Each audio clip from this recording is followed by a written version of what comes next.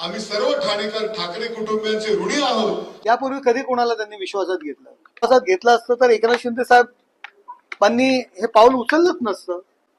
स्वतःचा फायदा हा त्यांचा एकमेव स्वार्थ आहे। रुको जरा सबर करो।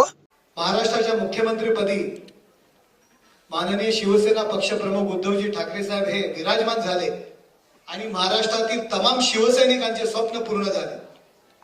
अत्यंत संयमी, शांत, हुशार, संघटन कौशल्य व सर्वांना सोबत घेऊन जाणारे ते माननीय उद्धवजी ठाकरे साहेब मुख्यमंत्रीपदी विराजमान झाले।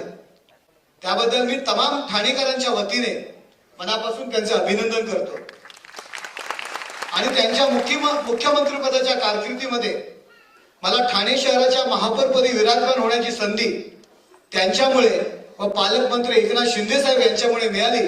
त्यामुळे मी स्वतःला भाग्यवान समजतो आणि आजही आम्ही सर्व ठाणेकर ठाकरे कुटुंबियांचे ऋणी आहोत आणि पुन्हा एकदा मी मुख्यमंत्री पदाच्या कारकिर्दीसाठी शुभेच्छा देतो आणि इथेच थांबतो। धन्यवाद। जय हिंद, जय महाराष्ट्र।